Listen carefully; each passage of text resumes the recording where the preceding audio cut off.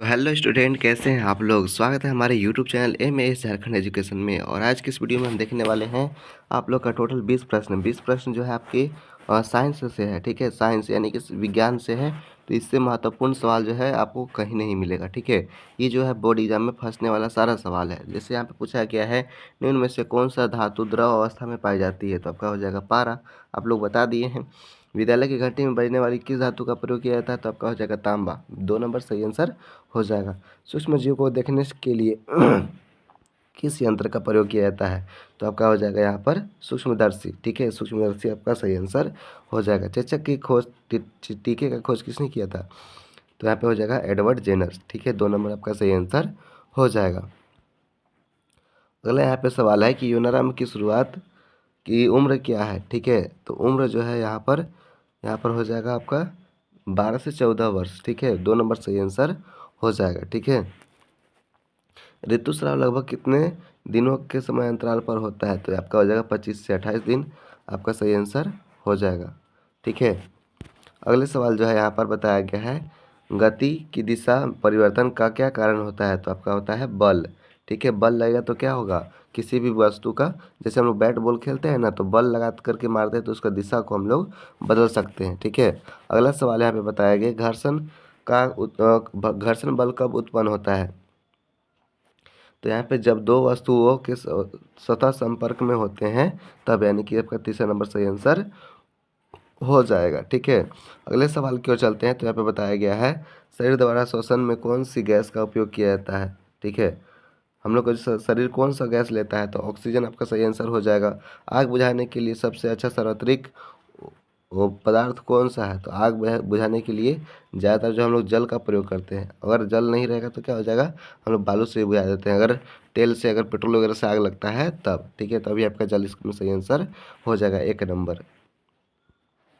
अगला सवाल यहाँ पे बताया गया है कि एक गीले ब्रेड के 1-2 दिन ऐसे ही छोड़ देने पर उसके ऊपर में रुई जैसी रोएदार संरचनाएं हो जाती है, उसे क्या कहते हैं। तो उसे हम लोग कवक बोलते हैं। क्या बोलते हैं, कवक। ठीक है, अगला सवाल यहाँ पे बताया गया है कि निम्न में कौन से ऐसा स्थिति एक भ्रांति है। ठीक है, तो यहाँ पर हो जाएगा इसमें 2 और 3 सही है। ठीक है, 2 और 3 सही है। ऋतुस्राव की अवस्था में लड़कियों के घर के अन्य सदस्यों को अलग रहना चाहिए। ठीक है, मतलब भराती, मतलब कि ये चीज़ें गलत बातें हैं। ठीक है, ऋतुस्राव की अवस्था में लड़कियों की रसोई में नहीं पकाना चाहिए, मतलब ये सब सोचने की बात है। ठीक है, तो ये गलत बातें हैं। अगला सवाल यहाँ पे बताया गया है कि यहाँ पर देखिए, वस्तुओं की दृश्य कौन बनाता है। तो वस्तुओं के दृश्य जो है आपका प्रकाश बनाता है। ठीक है, 2 नंबर आपका सही आंसर हो जाएगा। ठीक है, अगला यहाँ पे देखिए, इसमें जो है आपका प्रकाश हो जाएगा, निम्न में कौन सी जोड़ी हमेशा बराबर होती है। तो आपतित किरण अपरावर्तित किरण, सॉरी, आपतन कोण अपरावर्तन कोण यहाँ पे नहीं दिया हुआ है। हाँ, दिया हुआ है, 1 नंबर आपका सही आंसर हो जाएगा।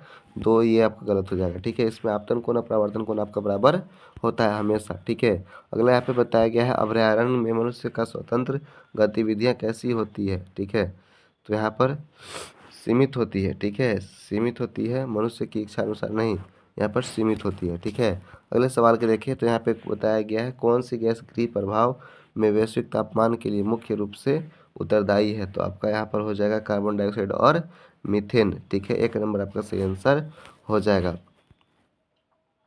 अगला सवाल देखिए, तो भारत की सबसे प्रसिद्ध नदी कौन सी है। तो आपका गंगा। ठीक है, गंगा नदी सबसे आपका प्रसिद्ध है, यानी कि 4 नंबर इसका सही आंसर हो जाएगा। ठीक है, झारखंड के किस शहर में लौह इस्पात होता है। तो लौह इस्पात आपको पता है कि जमशेदपुर, टाटा। ठीक है, टाटा यानी कि वहाँ से सबसे लोहा वगैरह सबसे ज़्यादा मात्रा में पाया जाता है। ठीक है, अगला यहाँ पे पूछा गया है कि सामान्य वर्षा कितना कम होने पर सूखाग्रस्त क्षेत्र घोषित कर दिया जाता है। तो आपका हो जाएगा 50%। ठीक है, आपका 50% जो है आपका सही आंसर हो जाएगा। ठीक है, अगला सवाल यहाँ पे बताया गया कि भारत में कुल बाघ संरक्षित क्षेत्रों की संख्या कितनी है। तो आपका हो जाएगा 19। ठीक है, 19 आपका सही आंसर हो जाएगा। तो ये रहा आपका 20 महत्वपूर्ण प्रश्न। अब हम लोग चलते हैं मैथ का प्रश्न को कुछ हल करेंगे।